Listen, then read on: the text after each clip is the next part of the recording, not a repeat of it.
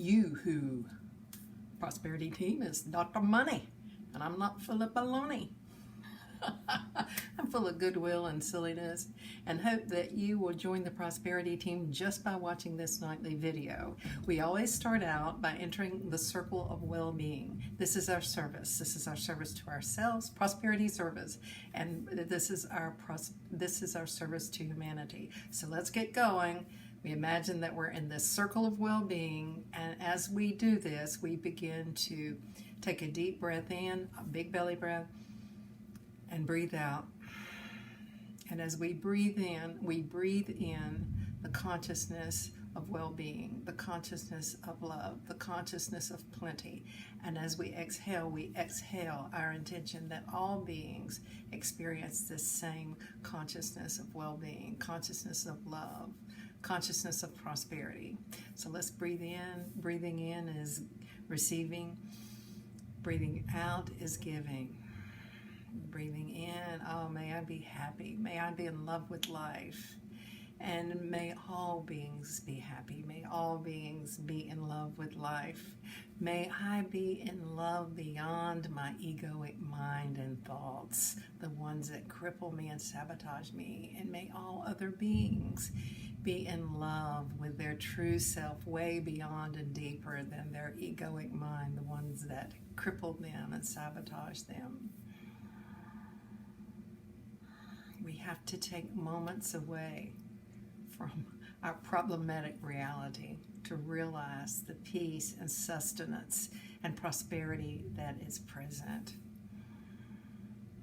Giving and receiving, and throughout the day, just think about the circle of well-being and give a deep inhale and a deep exhale, knowing that you're entering into this consciousness of well-being and that you're spreading this ball of life, this sphere of attraction, just like a magnet. It's a prosperity, harmony, equanimity, peace, circle of well-being. And when I say circle, I'm meaning like a ball. A ball. And so it is. I want to talk about some prosperity problems. So we got two to start with. One is a spending problem or an earning problem. You may have a spending problem or an earning problem. So if you have a spending problem, then that means that you spend more than you earn, and you spend money on a lot of things you don't need. And if you have an earning problem, it means that you don't earn enough to cover your basic needs. So I have gone both ways on that. I had a spending problem. I was spending more money than I knew that I was spending. I did actually have the money, but I realized one day when I needed some money for something else to pay a bill, that because I thought, well, how am I going to do this? I don't have any extra money, but I just stopped spending it on a lot of stuff that I was spending it on that was unnecessary, and I had plenty of money. So I began to look more consciously at how I was spending my money. And I found that if I spend less money on stuff, because I don't spend money on house stuff, I am very frugal with the money I spend on myself. And I have plenty. I have more than I need. I have more than enough.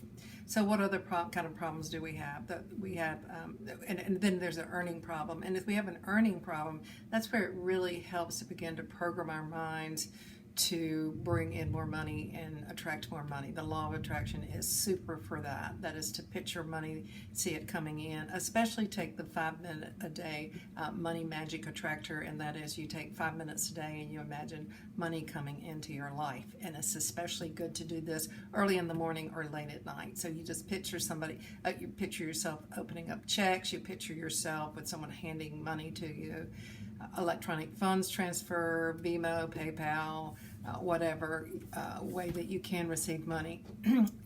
And so what other problems do we have? We have the worry problem. So the worry problem is that you have enough money, you earn enough money, you can spend what you want to, you don't have to be vigilant about it, you don't really overspend, it's not an addictive pattern of shopping, but you worry about money. So that's another money problem.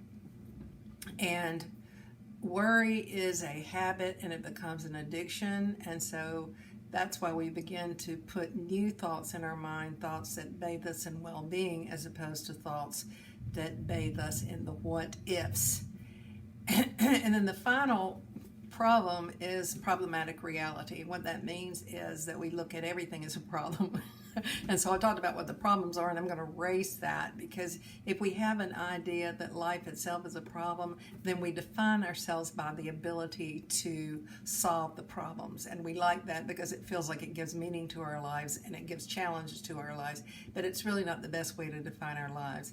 I used to be in a relationship. I dated for a number of years a Vietnam vet, and I watched his life, and I could tell. I said, "You're a warrior without a war. You don't know what to do when you're not fighting something." And he said, "I think you're right." Because as long as he had this fight that he could go into, then he was okay. He was defined. He won all kinds of medals and so forth. But he was a hero without a problem. And so sometimes we don't want to be a hero because we don't want to have the problem, so that we have to make a heroic, courageous effort in life. And certainly there are times when we might run out in the street and save a child, but I'm talking about we often create problems so that we can solve them, so that we can have meaning. And our mind just says, "Oh yeah, we need a problem." So the mind wakes up and it hunts in the morning, goes on a hunt for a problem, and then it finds a problem, then it wants to solve a problem. And so I'm asking us to pull back from this, recognize that we have this need for problems, and see what happens as we say, "This isn't a problem." There was a really funny movie called Wag the Dog, and Dustin Hoffman would get in all these predicaments. He was actually a kind of a spin doctor for the U.S. government, and there would be a problem, or he was behind the scenes in the U.S. government. So he'd be behind the scenes and something would happen, and he'd go, "No, this isn't a problem, this isn't a problem," and he'd do something else to fix this. But we want to get to that state where we're not looking for problems, and when we look at something, we don't look at it as a problem. I have a friend, and when she looks at something will come up, and I'll go, "Oh, heck."